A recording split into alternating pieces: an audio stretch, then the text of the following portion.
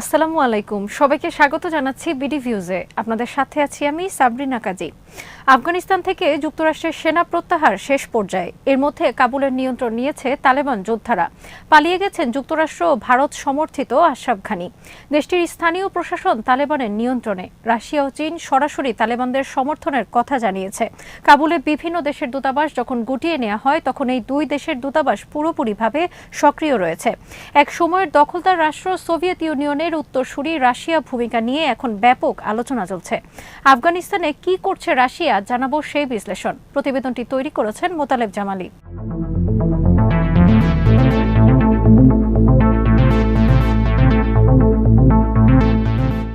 আফগানিস্তানের প্রতিবেশী দেশ রাশিয়া চুপ করে বসে নেই।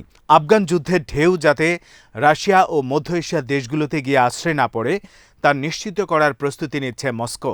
এর অংশ হিসেবে তারা একদিকে মধ্য এশিয়ায় নিরাপত্তা জোরদার করছে, অন্যদিকে আফগানিস্তানে কূটনৈতিক তৎপরতা বাড়িয়ে দিয়েছে।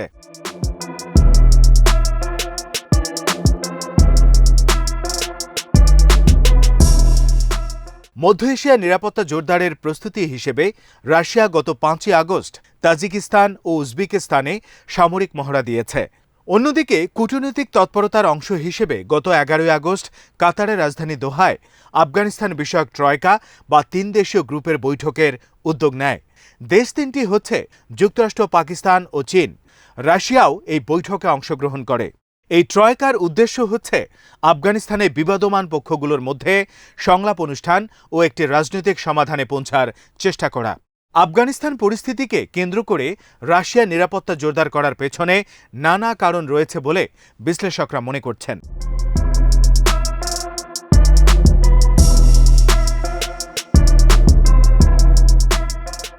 রাশিয়ার দক্ষিণাঞ্চলীয় সীমান্তে মধ্য এশিয়ার দেশগুলো অবস্থিত। এই সীমান্তের নিরাপত্তা পরিস্থিতি নিয়ে রাশিয়া এখন খুবই উদ্বিগ্ন। তালেবানের বিজয়ে নিজ দেশের নিরাপত্তা নিয়ে উদ্বেগে রয়েছে রাশিয়া। তাজিকিস্তানের প্রেসিডেন্ট ইমামুলি রহমানভ তাজিক আফগান সীমান্তে সম্প্রতি সশস্ত্র গ্রুপের প্রায় 3000 সদস্যের সমবেত হওয়ার ঘটনায় উদ্বেগ প্রকাশ করেছেন। এই গ্রুপটিতে সাবেক সোভিয়েত ইউনিয়নের বিভিন্ন অঞ্চলের এবং চীনের সশস্ত্র মুসলিম গেরিলারা রয়েছে বলে তাজিক ও রুশ গোয়েন্দা সূত্রগুলো দাবি করছে।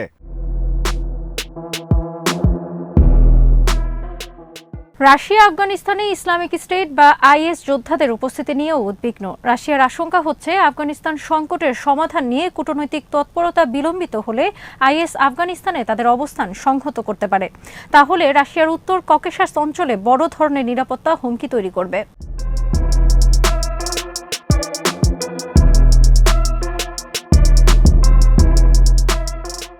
আফগানিস্তানের নিরাপত্তা হুমকিকে রাশিয়া মধ্য এশিয়ায় তার অবস্থানকে সংহত করার একটি বড় সুযোগ হিসেবে দেখছে। তাজিকিস্তান ও উজবেকিস্তানের সাথে ব্যাপক আলোচনা সত্ত্বেও ইউরেশিয়ান ইকোনমিক ইউনিয়নকে কাজাখস্তান ও কিরগিজস্তানের বাইরে সম্প্রসারিত করা সম্ভব হয়নি। বর্তমানে উজবেকিস্তান সংস্থাটির পর্যবেক্ষকের মর্যাদায় রয়েছে। এদিকে কিরগিজস্তানের দক্ষিণাঞ্চলে রাশিয়ার দ্বিতীয় সামরিক ঘাঁটি স্থাপনের আলোচনাও থমকে আছে।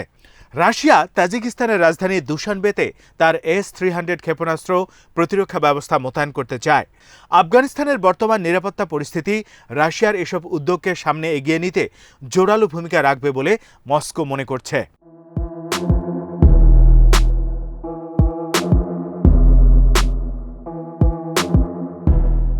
রাশিয়ার প্রতিরক্ষা মন্ত্রী সার্গেই শোইগু সম্প্রতি ঘোষণা দিয়েছেন যে তাজিকিস্তান ও কিরগিজস্তানে অবস্থিত রুশ সামরিক ঘাঁটিতে যুদ্ধ প্রস্তুতি বাড়ানো হবে।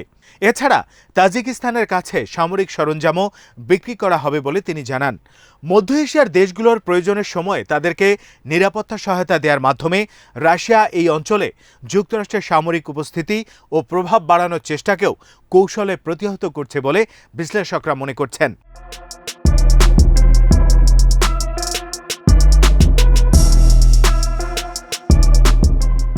আফগানিস্তানে কূটনৈতিক তৎপরতা বাড়ানোর মাধ্যমে রাশিয়া তার মর্যাদা বৃদ্ধি ও ক্ষমতা প্রদর্শনের কাজটিও সেরে নিচ্ছে। একই সঙ্গে সিরিয়া, লিবিয়া ও দক্ষিণ ককেশাস অঞ্চলে চলমান সংঘাতে মধ্যস্থতা করার নিজস্ব অবস্থানকেও শক্তিশালী করছে মস্কো। 2017 সালে রাশিয়ার উদ্যোগে মস্কোতে রাশিয়া, চীন, আফগানিস্তান, পাকিস্তান, ইরান ও ভারত এই 6 দেশের বৈঠক অনুষ্ঠিত হয়। এসব দেশের মধ্যে সহযোগিতা বৃদ্ধি ও আফগানিস্তানে একটি জাতীয় সমঝোতা প্রতিষ্ঠার লক্ষ্য নিয়েই মস্কোতে ওই বৈঠকের আয়োজন করা হয়েছিল।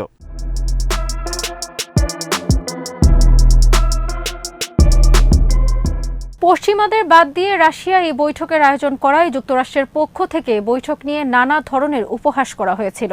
তারপরও আফগান সংকট সমাধানে রাশিয়ার এই উদ্যোগ যথেষ্ট গতি পেয়েছিল।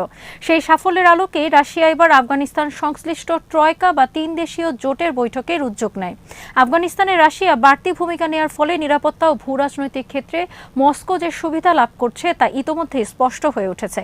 এর ফলে রাশিয়া সামরিকভাবে নয় বরং কূটনৈতিকভাবেই আফগানিস্তানে তার স্বার্থ হাসিল করে নেবে।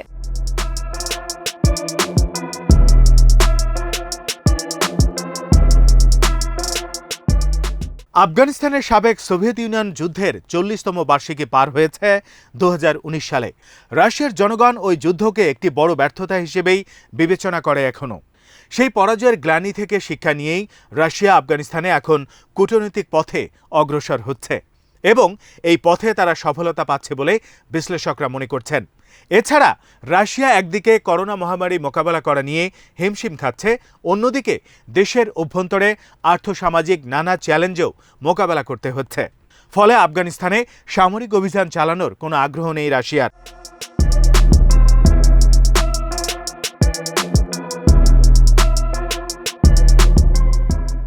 রাশিয়া আফগান পরিস্থিতি নিয়ে নিজ দেশের জনগণের উদ্বেগ দূর করতে তালেবানের সামরিক অগ্রাভিযানকে খুব বড় করে দেখতে চাইছে না, বরং তালেবানের সাথে সুসম্পর্ক স্থাপনের দিকে মনোযোগী হয়েছে। তালেবান প্রতিনিধিরা মস্কো সফর করেছেন, তারা রাশিয়ার উদ্বেগ দূর করতে আশ্বস্ত করেছেন।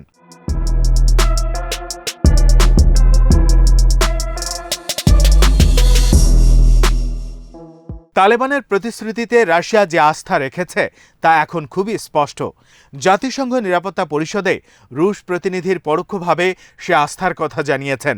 তিনি স্পষ্ট করে বলেছেন, তালেবানরা আশ্বস্ত করেছে কাবুলে কোনো ধরনের সহিংসতা হবে না। রুশ দূতাবাসের কার্যক্রম স্বাভাবিকভাবে চলছে। আগামী দিনগুলোর দিকে তাকিয়ে রাশিয়া সম্ভবত তার সামরিক ভূমিকা মধ্য এশিয়ার মহড়া ও আন্তঃসীমান্ত হামলার মধ্যে সীমাবদ্ধ রাখবে। আগামীতেও রাশিয়া আফগানিস্তান ও তালেবানদের ব্যাপারে তাদের এই নীতি অব্যাহত রাখবে বলে ধারণা করা হচ্ছে।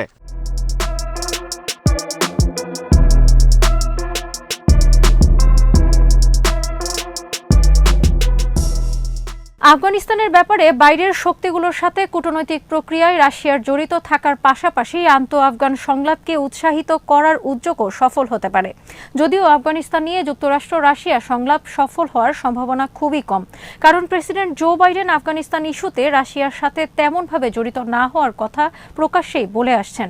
বরং মাদক বিরোধী অভিযান নিয়ে দুই দেশের মধ্যে দীর্ঘমেয়াদী সহযোগিতার সম্পর্ক থাকতে পারে। সাবেক মার্কিন প্রেসিডেন্ট বারাক ওবামার আমল থেকেই দুই দেশের মধ্যে এই সম্পর্ক চলে আসছে।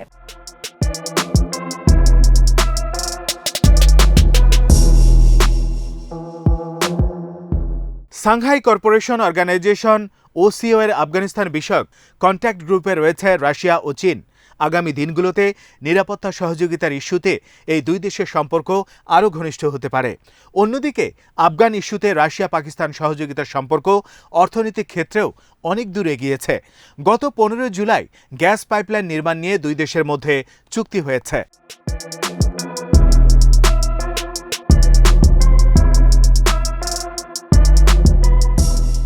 আফগানিস্তান নিয়ে তুরস্ক, ইরান ও ভারতের সাথে রাশিয়ার দ্বিপক্ষীয় সমন্বয় সম্পর্ক এসব দেশের সাথে মস্কোর অংশীদারিত্বকে আরও জোরদার করতে পারে। আফগানিস্তান সংকটের একটি রাজনৈতিক সমাধান খুঁজে বের করতে রাশিয়া এই 3 দেশের ভূমিকা আরও বাড়ানোর চেষ্টা করতে পারে। নিরাপত্তা হুমকি দূর করতে রাশিয়া আফগানিস্তানের বিভিন্ন স্থানীয় গ্রুপের সাথেও অংশীদারিত্বের সম্পর্ক গড়ে তুলছে। এই সম্পর্ক আন্তঃ-আফগান সংলাপের ভিত্তিকে আরও জোরালো করতে পারে।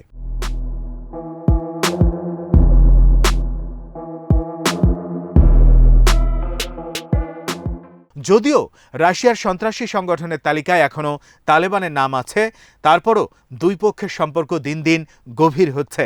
রাশিয়া সাবেক প্রেসিডেন্ট হামিদ কারজাই, সাবেক ভাইস প্রেসিডেন্ট করিম খালিলি, গুলবুদ্দিন হেকমতিয়া সহ আফগানিস্তানের রাজনৈতিক নেতাদের সাথেও ঘনিষ্ঠ সম্পর্ক বজায় রাখে। এই সম্পর্ক একদিকে আন্তঃ আফগান সংলাপ আয়োজনে রাশিয়াকে সহায়তা করবে, অন্যদিকে তালেবান যাতে ভিনদেশি কোনো সন্ত্রাসী গোষ্ঠীকে আশ্রয় দিয়ে রাশিয়ার নিরাপত্তাকে হুমকির মুখে ফেলতে না পারে সেটাও নিশ্চিত করা হবে।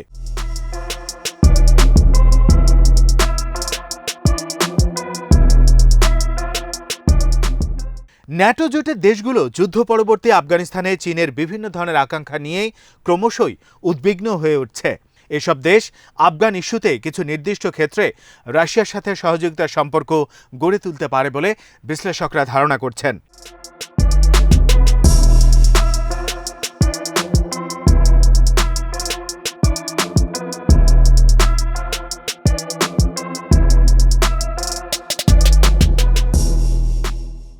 আজ এখানেই শেষ করছি। সবাই ভালো থাকুন, সুস্থ থাকুন আর দেখতে থাকুন বিডি ভিউজ। চ্যানেলটি ভালো লাগলে সাবস্ক্রাইব করুন, সংযুক্ত থাকুন আমাদের ফেসবুক পেজে। আল্লাহ হাফেজ।